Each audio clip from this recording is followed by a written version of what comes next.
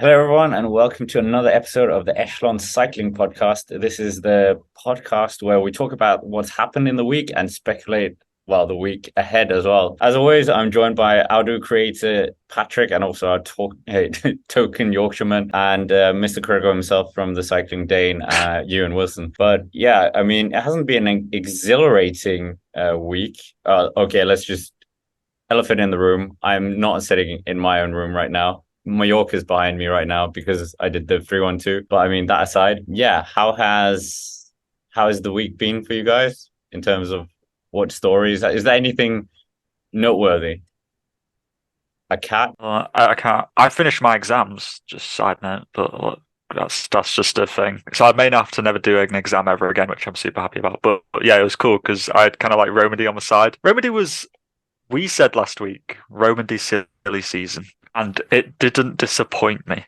It was rather unpredictable at times. It was a bit frustrating at other times, and it was just everything I expected from Romandie, which was a bit of some random winners, and then some expected winners, and then just kind of like a bit of a very quite flattish finish. Where it's just like, oh, that was all relatively expected. When you look at GC, it's kind of like, oh, nothing surprising happened. But it was so Romandy, and I quite liked it in a weird way. I think I'm going to have to bring the trophy over after the Basque Country the other week. The most underwhelming UCI World Tour stage race trophy now goes to Tour of Romandie. We had some goofy results. Juan Ayuso finishing in second place in a sprint was pretty goofy. I mean, Ethan Vernon has Romandie's sprint win. He'll have that tattooed on himself forever. And I mean, Adam Yates won overall. Are we shocked? No. Matteo Jorgensen did a good job finishing in second place, which is good to see from him. A couple of good performances from Out to Brooks and Paul, who are children at this point. But elsewhere in the week, I mean, there's been plenty of other stories. I mean, the Giro is hyping up, as we know. There's COVID really rattling through the peloton at the moment. Some big names out with COVID, including Warren Barguil and a number of DNFs from Romandie. Also, Judah Chicana has COVID so bad that he's not going to be starting the Giro in his home region as well. This storm is building. It's brewing. It's interesting. If we had like a barometer of cycling action, it'd be going towards a sort of storm I don't fucking know where this metaphor is going, but yeah, lots I lots is rated, building. I rated it. I mean, I I rated it. alluded I didn't even to, know that COVID was kind of like a thing going around Peloton. I was talking about the cat, and then you guys just hijacked the conversation that went Romandy. Wait, Tiberi, which cat? the cat that got shot, the Oh, Yeah, but that San was yeah, but the No, cat. but the outcome now that they've terminated his contract for killing an animal. to be honest, I didn't really know about that. The thing which I was like, why is my video about Tiberi now doing well? That was my inclination as to looking up why it was so good. I was like, why is the video now getting views? This is weird. And I was like, I looked it up and I'm like, oh, Tiberi's been fired. It's not surprising because I think that it was going to be quite hard for Trek to spin it to keep him on the books, considering the actions that he did. Do I think he'll probably get a contract somewhere else? Yeah.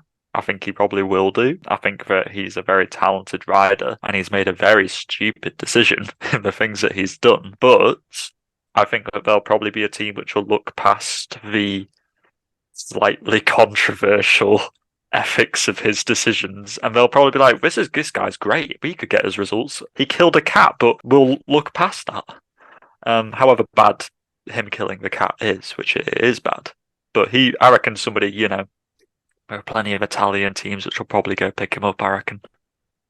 Streets are saying DSM. Streets are saying Astana Kazakhstan with a Q. Oh, Astana would so fit him. Is that because Astana has an affinity for problematic characters? And I've got like an Italian core. Yes, both boxes ticked. I was a bit surprised by DSM, but I mean, he kind of fits the DSM mold of young rider with a lot of potential. Who knows where he will go? But the actual statement itself, if you look at the way it's worded, is actually kind of interesting. So it mentions that the rider's actions during his suspension did not meet our criteria for a full return to competition, which means, okay, so the initial story broke at the end of February when the court decision became public and sort of the initial articles are being written about the whole Tiberi shooting a San Marinese minister's cat to death. And then he was suspended from Trek for a while. And this apparently is when sort of the trust between Trek and Tiberi was broken. So maybe he did something during that period that Trek didn't like. I don't know. But the way that the statement was worded sort of alludes to other malpractices that he might have done as well over the past month. Well, 2 months now since the initial story broke. So it's interesting to see. And who knows? DSM and Astana Kazakhstan, he's all yours. Yeah, I'm wondering what the weird action that he did that Trek didn't like. Maybe he had a cappuccino after 11 a.m. Maybe they were like, that's too far. That's so true. You're gone. Segafredo as a title sponsor would care about that greatly. True. Maybe he didn't have a Segafredo coffee. Maybe he had maybe he was spotted in like Cafe Nero or something, or Starbucks, and they were like, get him out. And they're just like, we can't be having this guy on the books. He's broken the Italian kind of law. I think that, I don't know, it sounds kind of controversial, I suppose, but his actions were, fully condoned, it was a bad thing. But I think it would be a shame for Tiberi just to kind of fizzle away his career because of this, because he is a very talented rider. And over the past year or so, he's really shown steps towards becoming more of a developed rider. And I feel like he was just showing flashes of really what he could be in the future. So I think it'd be a shame for his career just to be like cut off now. Speaking about careers fizzling out, Superman Lopez was looking good this week over in the United States of America. What a segue into the Gila, one of the biggest sort of stage races you have in the US at the moment. And I mean, the caliber of racing wasn't particularly high there, but after a stage win on stage one of Tour de Gila, he actually crashed out on stage two. It's not the best sign, but he was forced out of the race and to abandon, leaving the rest of his team to fend it for to fight for the overall classification, which actually, as of the time of recording, is still up in the air. But as of the latest stage 4, we have Fabian Ruud is currently leading the overall in the GC. So Lopez is a weird one, isn't he? Because he's not. I mean, I'm not sure it's just because he DNF, but he doesn't have any. His race program isn't very kind of laid out. It just kind of like comes just like, well, he's doing this race, and then it kind of happens. I can't think of any big races that Medellin are being invited to later on, because San Juan was like quite a big one, kind of like the kind of .pro or any World Tour level stuff. I'm not really sure. Like these kind of lesser races, these not as high caliber races as you said, kind of like they come and go. And yeah, he wins them and he's doing really well with Medellin. But it's kind of, will we ever see him really competing against the big level riders outside of just like San Juan in January or whatever? I think it's only a matter of time until Medellin get invited to the Tour of Britain. I was going to say Tour of Britain.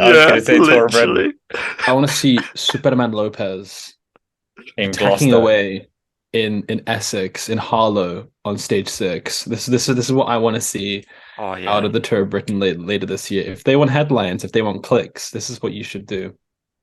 If you're listening, invoice us. But elsewhere, it's another win to add to his books. He's not really won on this kind of level before. This might actually be his first win in the United States of America. Do prove me if I'm wrong, or to correct me if I'm wrong, rather. But it's a decent result. But after that crash, it'll take some time to build back for him, I would imagine. I don't think he's ever raced in America, to be fair.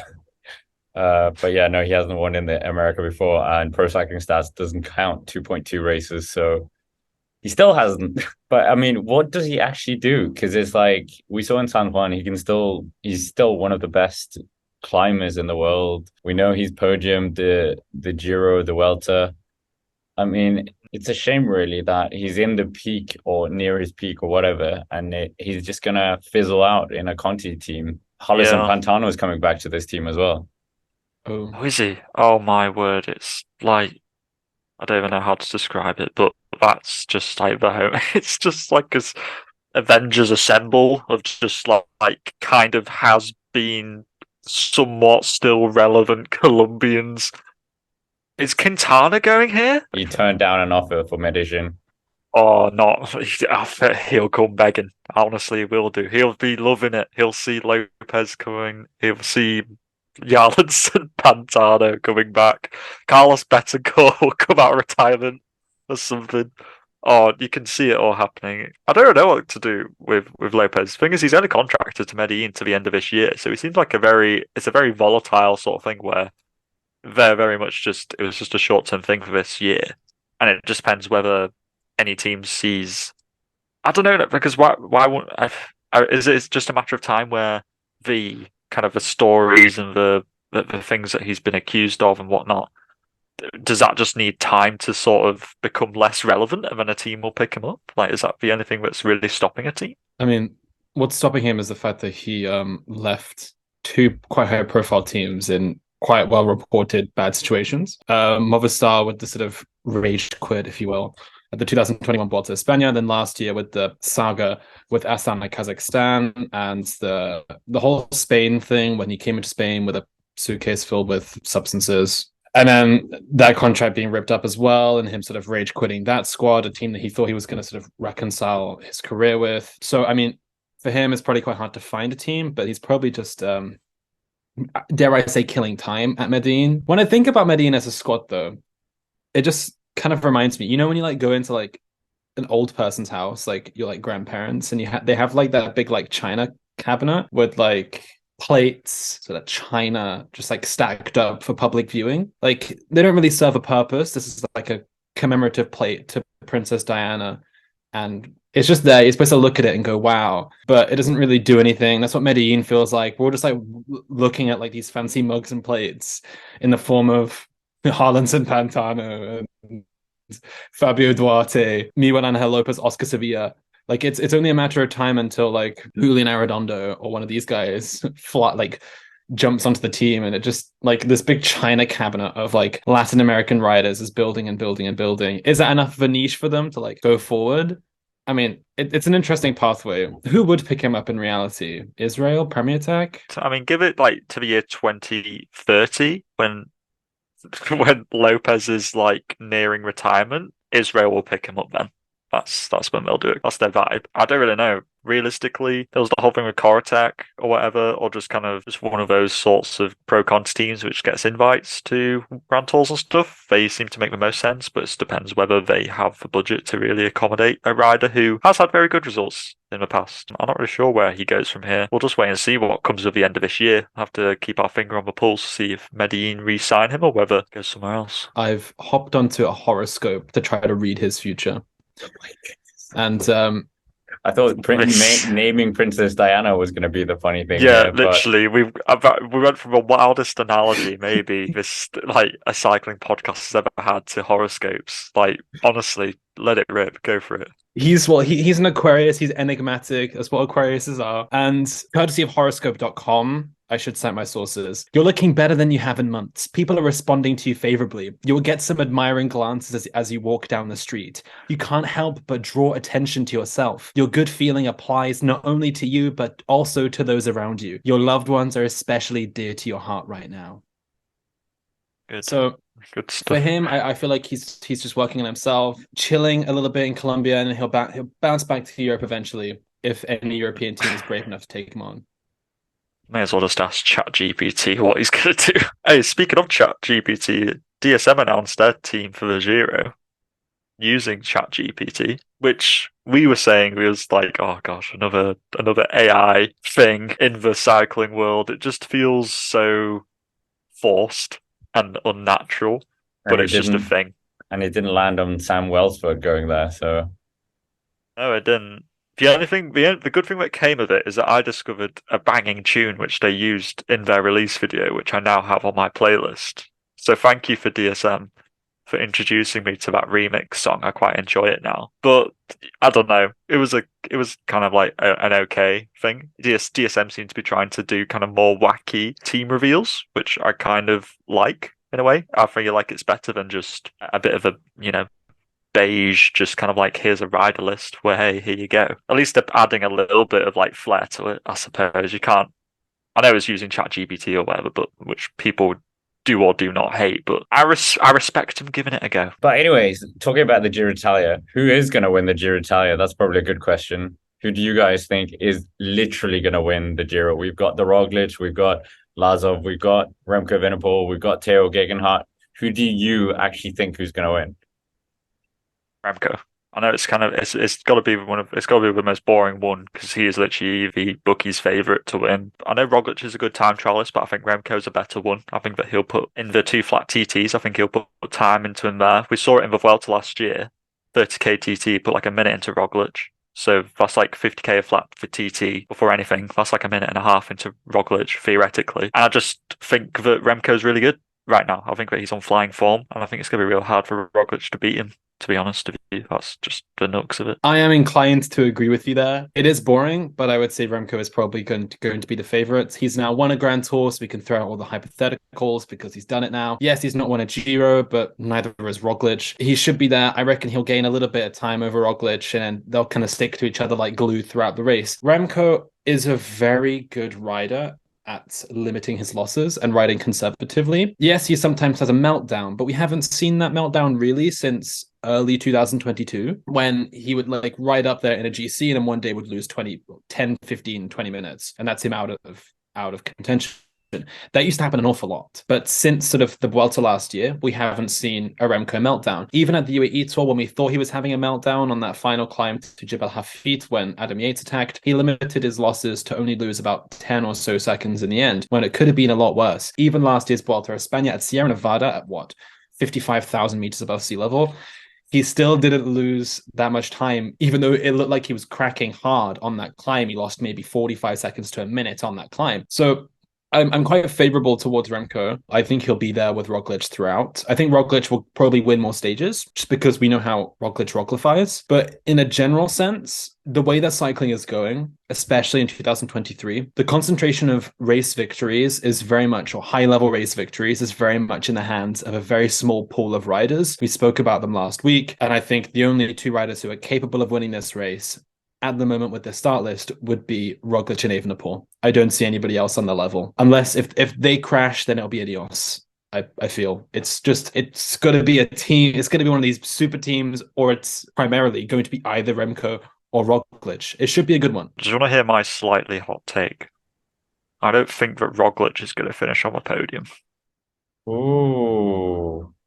Please expand. Because he crashes on stage 2. Roglic, yeah, literally Roglic. He is like Geraint Thomas. He does have a tendency to crash, which when the Giro is quite renowned for having temperamental weather, aka rain, aka slippery roads, equals probably a higher chance of crashing. So I have backed Roglic to win quite a few Grand Tours in a row now over the past few years, and I always just get slapped in the face because he always DNFs. And especially when you consider that Roglic isn't also that great in the last week of the Grand Tour. We've seen this before. Think back to when Carapaz almost cracked him in the Vuelta in that COVID year. And that was Carapaz. This wasn't like a Pogacar or something, No offense to Carapaz or whatever. But basically my point is that this Giro this year is very heavily focused GC-wise into the final week, which is where Roglic is notoriously the weakest. So therefore, I don't favour Roglic to do that well.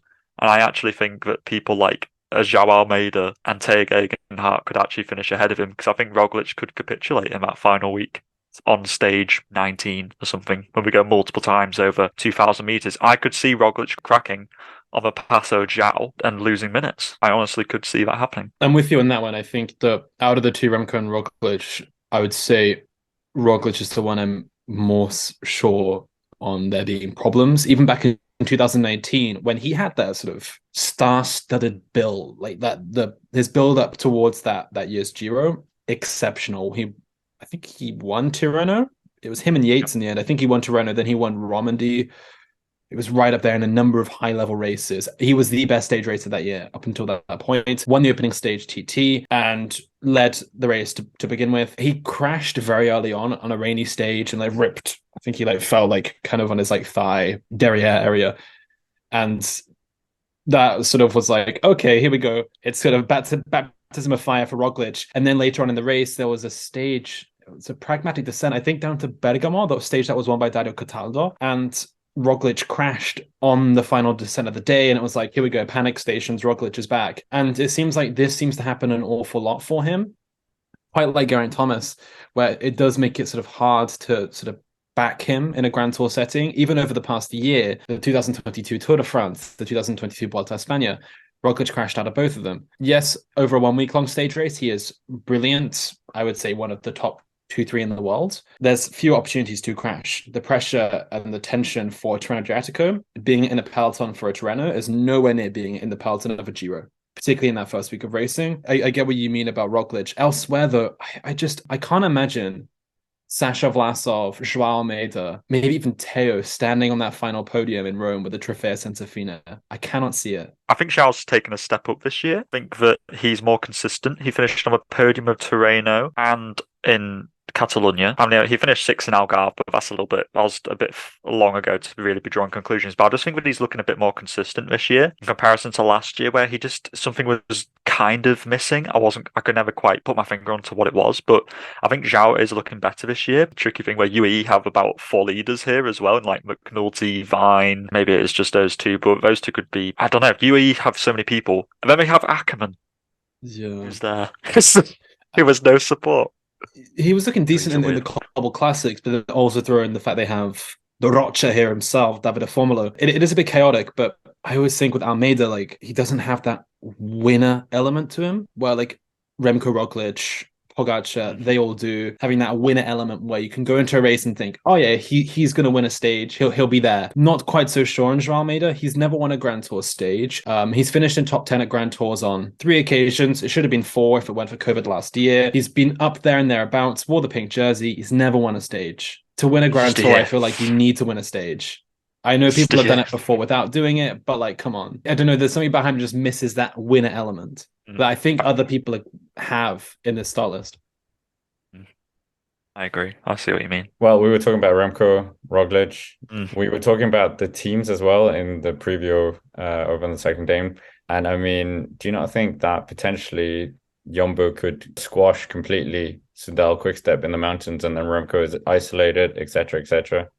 And then maybe UAE Team Emirates are the ones benefiting off this, and they just send riders up the road, and then Remco has to police everything. Maybe, but I'm not convinced about Jumbo's team strength, to be honest with you. Like, they've got, in terms of riders who are going to be putting the pace on up the climbs, they've got Sepp Kuss, Tratnik, Voss. I think that, honestly, I have faith in Van Wilder, Jan Hurt, and Masnada to be able to cope with that. In all honesty, I don't think Jumbo have it this year to really shred it apart. I think that Ineos arguably do. I think that it could be on Ineos, but then they're not particularly aggressive, especially when they don't have the favourite. When they've got somebody like Teo or G, who isn't going to, in all honesty, like likelihood, be dropping a Roglic or an Evenepoel mano a mano. You know, they can shred the group down, but how useful is that going to be when it ultimately just gets to the crux of it and Teo eventually gets beaten by them anyway? And just, yeah, going back to the original point, I don't think that Jumbo have the ultimate team strength which we have seen in their Tour de France teams to really tear things apart. I think it will require some clever racecraft of getting people up the road, I think, to really make things stick. I think that we're going to see a really strong Giro from Sepp Kuss. I think he'll be a really important rider we'll be seeing a lot of, but strength and depth, questionable in comparison to these other teams. Yeah, Robert Hasink is okay, but he's turning 65 soon. Also, I mean, Jan Tratnik's a brilliant Swiss Army knife kind of rider, but to be right up there at the end of a mountain stage, I'm not quite sure. Whereas Ineos, I do agree. I think Ineos might actually be one of the most motivated teams coming into this. Thierry Gegenhardt is the only Giro winner we believe who is starting the Giro d'Italia. They have belief that he can win this race. He's done it in the past. That's enough. Don't underestimate the power of that sort of motivational factor. He's got a lot of really strong riders by his side. Geraint Thomas looked very good as a domestique at Tour of the Alps. Laurens de Plus is back finally to the top level. He was one of the most pivotal riders in that final week in the 2019 Tour de France, let's not forget. Also, Tayman Arensman is here, who was just outside top 10 last year, and Pavel Sivakov, who's just been looking very strong. And we also saw Pippo Ganna a couple of years back as well, the 2021 Giro, won by Bernal. He was right up there in some of the mountain stages to help Bernal in that sort of rolling intermediate part of the day, which I guess Tratnik will be in a similar position. But I really do think that Ineos might actually be in order here. And I think the Sky Train will be reborn at this Giro. And I don't think we should overlook Soudal. I mean, I was a culprit in the preview for sort of playing up the Soudal Quickstep being Mavericks of the Grand Tour setting, but they have a really strong team here. Mattia Cattaneo finished in 10th or 11th at the Tour de France, back in 2021. Louis Vorvaca was top 20 at the Giro back in 2021. Ilan van Wilder is a fantastic climber who might actually be there right in the final sort of selection in the mountains. Jan Hayter, I'm not quite so sure, but I feel like Soudal has a really good strength and depth that maybe Jumbo is missing. Do Jumbo need Eduardo Buffini? Do they need Michael Heisman?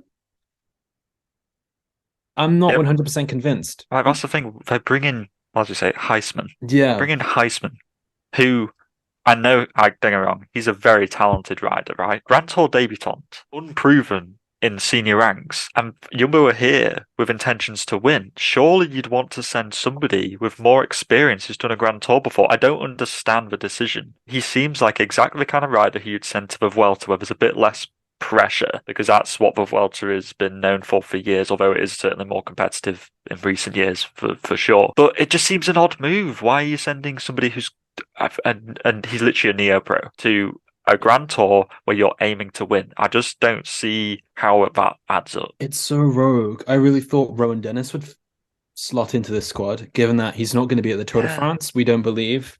If sleuth last week of piecing together the Tour de France team is correct, Rowan Dennis doesn't have a place there. I don't think he should, but I think he would suit this kind of Giro team quite well. He blows hot and cold, but bringing him instead of a Fini figure.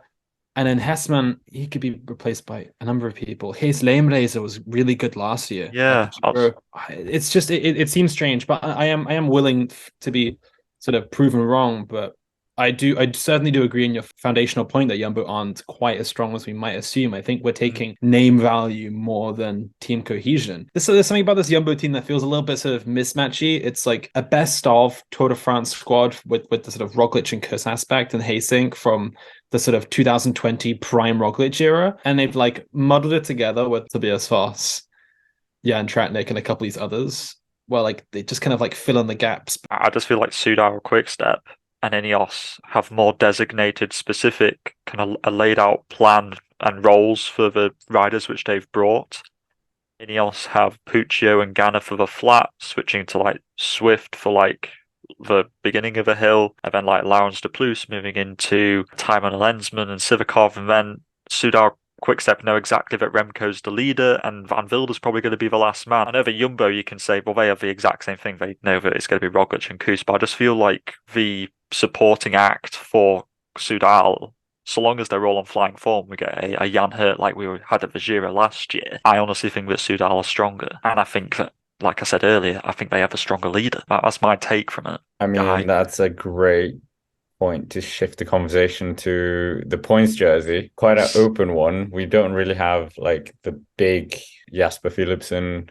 We do have Mark Cavendish, a former winner of this jersey, but not the same Mark Cavendish, really. Where do you think it's actually going? We have two previous winners of the jersey with Ackermann and Gaviria. There might even be a third one. But who do you think is going to be dominating this? Mess Peterson, he was very good at the Vuelta last year, coming in with some good form as well from the classics. I think that Pedersen is the likely candidate, especially with Ciccone not going because of COVID. I think it depends who they bring in as that alternative rider. If they bring in somebody else to support Pedersen's goals, I think that Pedersen's going to be a really tough one to crack. Matthews, I think, is always one who likes to go for the points classification, but it's going to be quite hard for him, I think, to beat Pedersen, considering that I think most people would agree he's probably faster in a flat sprint. So it's going to require Matthews to try and drop him on the climbs. I do think that Matthews is a better climber, especially when you consider he won up to Mond last year in the Tour, which I don't think that Pedersen would have done. No, he's won the Tour of Denmark. He's won stages in the Tour of Norway. Pedersen and Matthews, and then there's like, the thing is, the sprint field's so, for lack of a better word, wag, because it's got like Gaviria and Bonifacio, Simone Consonni, Cavendish, who may or may not do okay, and then like Caden Groves or something. Like, it's not the best sprint field, to be honest with you. If Pedersen is just good, he should be winning this, unless Matthews can provide some real trouble. And the last time Matthews won a stage of a Giro was in 2015.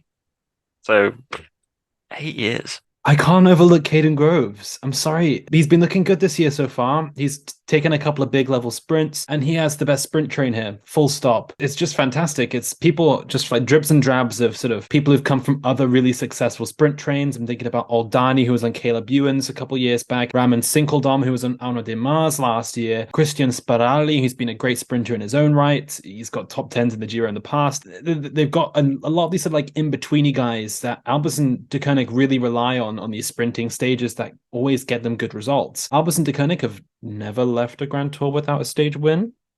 So I would suggest that they're going to get one this time, and I think they're going to get multiple stages with Caden Groves. It's a fantastic sprint train. I'm finding it hard to really look past Groves. I think Pearson is there, but sometimes Pearson just misses it on like a pure flat sprint. He just doesn't quite have that marker, and there are quite a few in the Giro where I'm just kind of skeptical of whether Pearson will be there right in contention.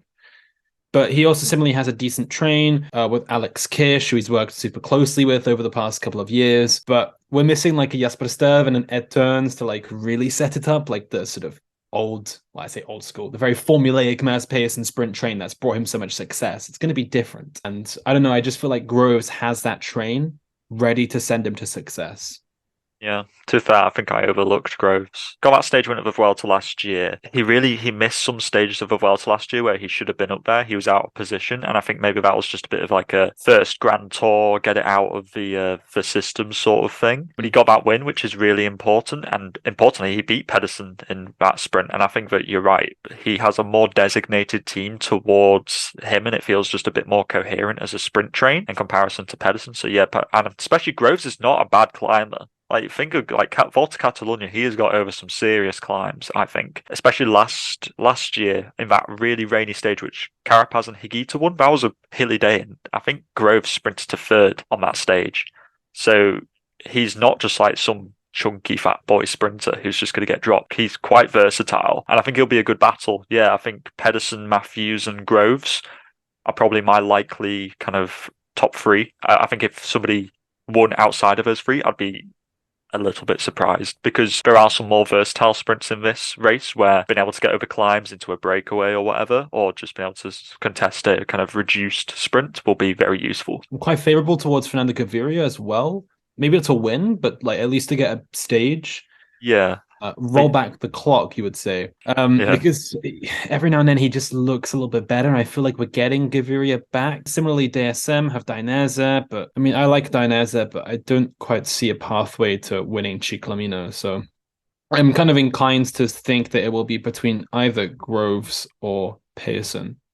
It could be a surprise. I feel like maybe there's someone we're completely missing out in the field. I mean, Bini would have loved this. Like, yeah. But Bini can't do flat sprints, and there's quite a lot of flat sprints. But against this field, he definitely could, because it's like one of these guys who are probably going to be finishing 5th or 6th at the Tour. They could be picking up 5-6 stages at this field. Yeah, very true. And it's kind of what's more important. Is it a win at the Giro, or is it? I don't know, because that's the thing. Is it worthwhile a more secure win at the Giro, or like a 50% chance of a Giro win, or like a 20% chance of a Tour? Basically, is probably what teams are kind of weighing up. It's kind of like, yeah, we're more likely to win at the Giro, but is it worthwhile kind of putting a gamble in at the Tour, because getting a win there is actually more impressive towards like sponsorship and exposure and stuff. And I think that more teams are willing to kind of chance it, even though there are like you say, there's going to be every single fantastic sprinter under the sun there, where, like you say, like a Gerber Tayson won't be winning at the Tour unless things go exceptionally well for him and exceptionally bad for other people. It would make far more sense for him to be here. It's hard to say, because kind of somebody who's never run a Tour de France team or ridden in one, but I would probably favour getting a Grand Tour win that's a more likely certainty over getting maybe the chance of getting a win at the Tour, but also more likely to come away with nothing at the Tour. It's very possible that, there are lots of big sprinters last year who went to the Tour, didn't get a win, so therefore that seems like a relative failure. Whereas you could get 3 or 4 wins out of the Giro. How about Mark Cavendish? Oh, God. I don't know. Yeah, I mean, we should. We kind of glossed over him, didn't we? I don't really know. It's just, he just hasn't clicked with Astana yet, to be honest with you. Cav he's just one of these people like, I only work well with like certain lead out men, basically. He's just like, he seems relatively like stiff in his kind of ways, and it feels like things just haven't been working with Astana yet, and I don't know what's going to need to change for that to improve. It's like a circus, really. Like Astana Kazakhstan, they're going around the whole world tour, and every like event they have like the ringleader who like people start talking about, and it feels like that is just Mark Cavendish's role. He has ridden so many races this year. He's riding the Giro and the Tour. He's scheduled to anyway. And like every race he goes, he's been a bit underwhelming, but he's always there, and it's like that's the only talking point for Astana Kazakhstan in the race. I feel bad for him, because he's just ended up being this sort of like ringleader role where he's just there going for like the Astana Kazakhstan circus. But I mean, it's what he's signed up to. Who knows if he'll stay there for another year? But he's missing Gleb and Martinelli as well. Two guys that I think would suit this route, but they might be going to the Tour de France. They should be going to the Tour de France if they want to make that. I mean, I want to like ring a bell or something. If Mark Cavendish breaks the Eddie Merckx record, ding-a-ling-a-ling, they kind of need that lead-out train to work in the summer. Literally, when you look at Astana Kazakhstan's team, who is the lead-out man? I can't get it for Giro, bro, but who is it? I have no idea. Is it? I couldn't even tell you. Is it Luis Leon Sanchez? Is it Fedorov? Is it Velasco? Is it Samuel Battistella? It just doesn't work. This team supporting Cav at this Giro, it doesn't work. Is it more kind of rehearsal time ahead of the Tour? Is it the Tour's the big thing and the Giro's just a bit of just like a dress rehearsal? See if Cav can kind of fly solo without big support in the lead out? Because that might be the case in the Tour again. It's so Peter Sagan 2014, 2013 coded, where like he would just go into a Grand Tour with like no teammates, and you just got Sagan like doing his own thing. But 38-year-old Mark Cavendish is not 22-year-old Peter Sagan. As much as he would love that comparison, I don't think it's quite there at the moment. Yeah, I mean, the other thing is if he doesn't pick up a stage here, and we're kind of saying it's a B-tier field, if you can't beat Mats Pedersen, if he can't beat Caden Groves, he's not beating Groenewegen, he's not beating Jakobsen Philipsen as well. Well, he hasn't been doing that this season anyway. That is a nice segue. Well, we disrespected the Giro d'Italia once again, mentioning the Tour de France, but it is the biggest race in the world, unfortunately. It's like Roglic, Vingegaard. If you're going to mention Remco, you got to mention Roglic. Oh, Pogacar, Vingegaard, rather. Like these guys, like you say one of their names, you got to say the other one. Right, okay. I would have said Mathieu van der Poel, what we're not, but sure. Yes, that one as well. That was perfect. But I mean, the Netflix series, the trailer dropped this week as well, or last week. And what did you guys think of this? This is the guys who were behind Drive to Survive, which I think is an amazing series. My Formula One fans don't think that, and we kind of fit into that kind of end of it. It's built as like grabbing new people's attention, elevating the sport. There's also been a tennis one and a golf one. They seemed a bit weird. So do you think it's going to be a hit? And if so, why?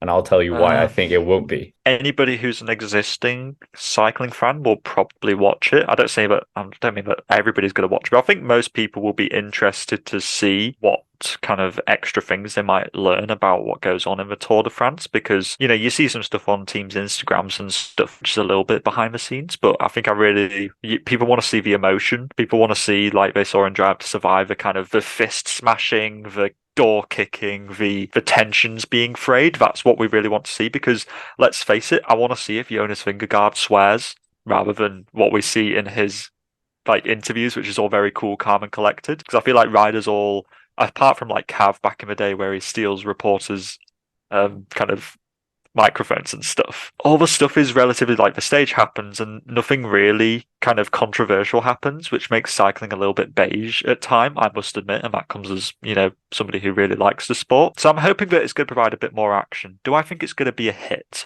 I don't think it's going to be as big of a hit as Drive to Survive is going to be, but I think that it will bring some more people into the sport, and I think that will cause its own controversy, because then we will have people who know cycling very well who will be very snobbish and you don't know cycling like I do. You could have a load of people who don't understand the significance of. There was a clip of I don't know, I think it was Unilad or something, put up rock, paper, scissors that Pogacar and Micah did, and people who didn't understand cycling were saying, why are these two people who are on separate teams doing rock, paper, scissors? This is so stupid. So there's going to be a teething period. I don't think it's going to be as good as Drive to Survive, but I think it's going to be a net positive. That's my take. I think it's going to be okay. The initial trailer was leaked in the end of February, and I thought okay, maybe some things will change. That was a leak. Nothing changed. It's the same one, except now the series has a name, Unchained. Not quite sure about that one. It doesn't even I was thinking as well, does it work in French? Unchained, it doesn't really work either. So whoever sort of verified and passed that to be the name of this series, it's a little bit questionable, but I think this series will be fine. I'm sure there will be plenty of sort of, as you said, gatekeeping of people saying it's not as good. cycling, name 5 cyclists. The Tour de France, name 6 tours. Like shit like that, where it happens in F1. People love to gatekeep, especially like big hardcore fans. They love gatekeeping, but I feel like this really should be used as a vessel to help other people get into the sport. Cycling is a very inaccessible sport from a sort of, I don't want to, how do I say this without sounding pretentious? From an intellectual perspective, in terms of there's so much going on. Like there's so much. How do you concisely explain to someone why there's a breakaway up the road with 112 kilometers to go on a flat stage? How do you explain that? Oh yeah, it's fine. They might have 11 minutes and 55 seconds of a lead over the peloton, but it's all going to come together in the end, and there'll be a bunch sprint. But why is there a bunch sprint? Why doesn't someone try to attack and go on all alone on a flat stage? Why isn't the sprinter winning the Tour de France? These questions that we've all had to like wrestle with as cycling fans and explain to non-cycling viewers. It's not a simple sport. It really isn't. It takes a lot of time to sort of get used to the rules and the dynamics of cycling. It's a lot of trial and error, more than many sports. I'm trying to think of one that's even similar in terms of like the sort of the level of information you kind of need to find the sport accessible and understandable, I think is really tough. In like a football, it's fairly straightforward. Rugby, yeah, that's a little bit more difficult. I watch a lot of ice hockey. That's fairly straightforward as well. Whereas cycling is just so much harder. So I think this Netflix series, if it kind of demystifies a lot of these things a little bit to help people come in, I know it might be dumbed down or whatever, or like it's very simplistic, but I think that's going to help it a lot, because El Diez Menos Pensado, it's brilliant. I love it. The Movistar series on Netflix. I love it, but that didn't bring new people into the sport. You don't hear about people who've discovered cycling because they watched El Diez Menos Pensado. Like that's just not a thing. Kind of like a make or break point with cycling, which is the fact that maybe cycling slowly gets viewers every year. Like maybe a few come, a few go. Like it goes up a little bit every year. This is the one chance which cycling really has, which has a chance to really boost this. And if it fails, like cycling is just going to go back to being a non-mainstream sport that not that many people care about apart from dive-hard people. And like more people watch the tour every year. So basically, this is why I think that it needs to hit the mark really well, is because if it doesn't, cycling will remain a non kind of like a sport which people don't particularly care about. They will just remain with their side versus side kind of games, sports, because that's relatively like easier to like access for a layperson. I just think that cycling needs to really, hopefully it hits really well and explains the emotion also of victories. Why is it important that Jumbo have won it this year? It's because they've gone through a couple of years of heartbreak of Roglic not doing well. Well, why do people care about Roglic? Like, what's the whole emotion behind that? Why is it important that Hugo Hull won the stage? Why is that important? Why does it matter that we're going up the Galibier? Why does that matter? And it needs to be all these little intricacies, which we all know needs to be somewhat explained in an easy to digest way to somebody new to the sport. And that's going to be very hard to do over a few episodes or whatever that are 40 minutes long or whatever. Yeah, I think Drive to Survive also had they have 20 drivers. There will always be 20 drivers at each race, except if you're Latifi. But the point is, there's 200 riders or whatever. They might not even finish the stage. And it's just, it's such a complicated vessel. And we also talked about the fact that cycling, why is it only Pogacar or Jonas Vingegaard going up there when they have a whole team? Someone said that cycling is the only sport where it's a team sport an individual sport being practiced by teams, which is like, when you think about it, it's so strange. I think that's why this is going to be so important at demystifying a lot of these things, but they also have to push on certain narratives as well. There are some great stories from last year's Tour de France. Fabio Jakobsen winning a stage, often overlooked, huge moment in terms of people I know that I've showed the crash to from the Tour of Poland in 2020. They were shocked, and they want to know more about the Jakobsen story. You could put that into 30 minutes of an episode. There are plenty of narratives that you could really focus on through it. It is difficult how in cycling there are sort of 200 people in the peloton, whereas in F1 there's 20 drivers. A lot of them have quite interesting backstories in terms of lavish lifestyles. A lot of people whose parents were dynasty of drivers and a lot of money. Let's put it that way. With cycling, I don't think it's quite the same personality level. I don't feel like in cycling we're drawn to certain people because their personality or their personal narrative. Whereas in F1, I think that was more of a point of intrigue to that series. In El Dia Menos Pensado, there was a little bit of like focusing on a couple of riders' narratives, especially in the leaders. There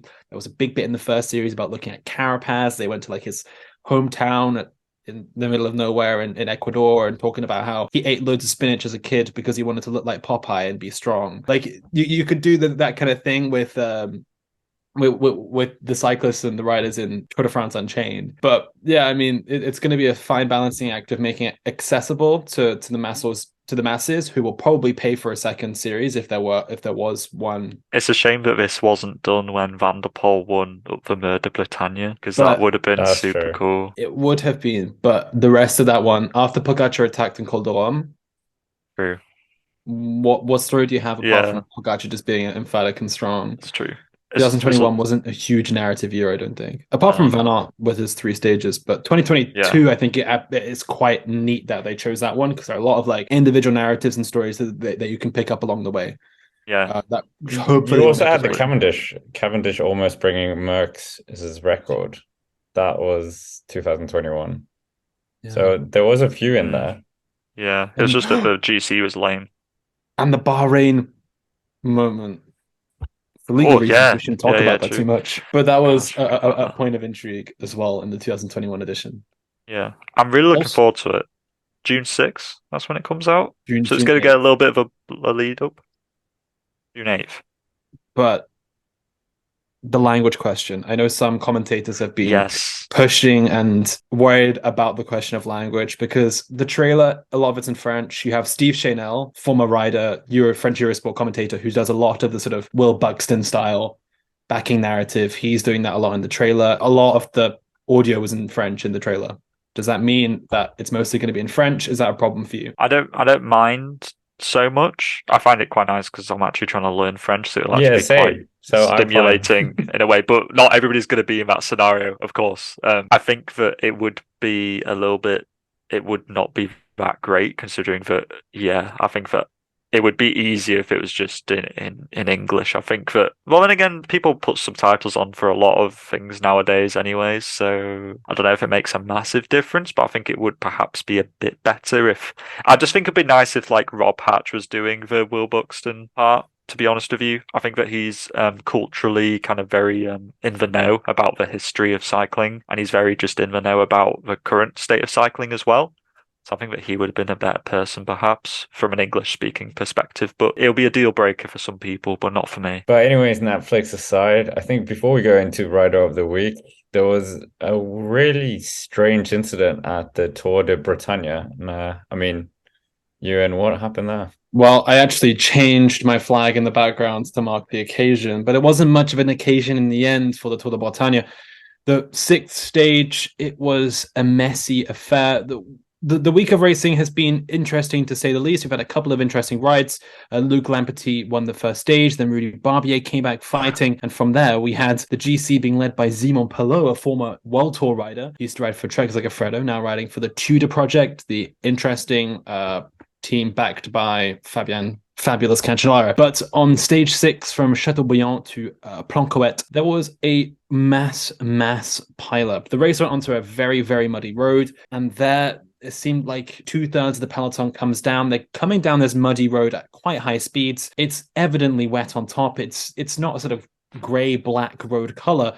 It's a sort of khaki, muddy color, and you can just see the riders all come down. And just after that, this stage was officially cancelled. Also, the fact that most of the race came down in the incident, which looked very nasty.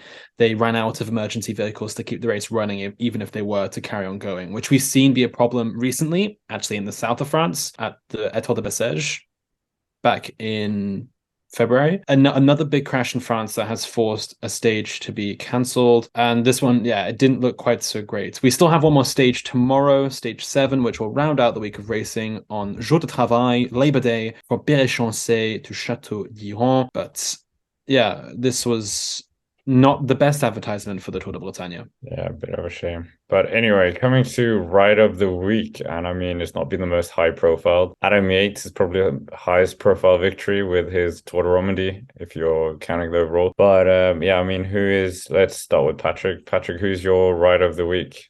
Don't say Max Paul. I know. I was like, he did finish fourth. It was a very impressive ride from Max This Paul. should be the week. This should have been the week you picked him. I know it should have been. C'est la vie. I will instead. I'll pick somebody else. I'm going to pick Luke Lamperty because I know it was kind of like last week, but he did win the Circle Classic last week, and then he also won a stage of the Bretagne all this week. And I think that's really exciting actually for him. We were talked a couple of weeks ago about American talents, about Jorgensen and Paulus, and all the other ones who are coming through. And I think it's just exciting. He's only 20 years old. I think he'll probably go to like Tour de l'Avenir or something this year, more than likely. And it wouldn't surprise me if he got a stage win there and then ended up going to a World Tour team next year. I'm not sure which one that would be. I think it could be, a Trek or an EF would probably make a lot of sense. But I think it could be a lot of people very interested in a young American sprinter. So very excited to see what Luke Lamperty is going to do in the upcoming under 23 kind of calendar. He went to the Tour de l'Avenir last year. Did he? Yeah, but he'll do better this year. Okay, you saved it. He'll win a stage this year. Oh yeah, what's your pick? I'm going to go for Matteo Jorgensen because I'm going to completely hijack this and make this a personal message to Matteo Jorgensen himself. He had a fantastic week of racing over at the Tour of Romandie, finishing second overall. Really strong week of racing. Movistar, by the way, whoever is their technical director for the time trials is doing a brilliant job. They were fantastic in the Hilly TT. But Matteo Jorgensen, if you are listening to this right now or even watching, hello. Thank you for your patience in this video. I have been reading rumors from Headlats and News that it's almost a done deal, to use their words, on a transfer to Jumbo-Visma. I strongly urge you to reconsider that. I know the Jumbo-Visma coin may be changing your opinion. Maybe you want to go to Jumbo. But think about this. Think about your career, your pathway, and which team can help you get the top results. Matteo, I believe you could win a UCI World Tour stage race. I'm not quite sure if that's possible in a pathway with Jumbo-Visma. It would be at a place like EF, which you were also rumored to the other week, courtesy of Gazzetta dello Sport, or somewhere else. So, Matteo, thank you for listening. You are my ride of the week. I don't think we've ever had that. That was... Well, I was going to go for Luke Lamperty because of exactly what you said, Patrick. But yeah, thanks for hijacking that. Both of you picking Americans as well. I can't really pick a third American. Juan Ayuso is still on the table. And he's basically Californian. It's just funny. Well, he did spend some time in Atlanta, Georgia in his youth. He grew up he spent some years in the US. There you go. That was an open goal there. But I'm not going to take it, unfortunately. I'm going to take Ethan Hayter because I thought it was very commendable what he did with Sierra Leone and took a stage win in Tour de Romandie. We haven't had Ethan Hayter as rider of the week as well. He's such a versatile rider. Like, I'm a big fan. Yeah, but when he's sprinting against Roman Bardet and Juan Ayuso, I mean, it's almost a bit better than the Giro field right now. That's true. Put some respect on Dusan Rajovic's name, please. But anyways, that's basically it for the Echelon Cycling Podcast. Remember that we are available on all the different podcast platforms, including the Amazon one as well. And comment down below who your ride of the week was and how enjoyable the Tour de Romandie was for you. But of course, as always, subscribe to the channel, comment down below, hit the like button, and thank you very much for watching and have a nice day.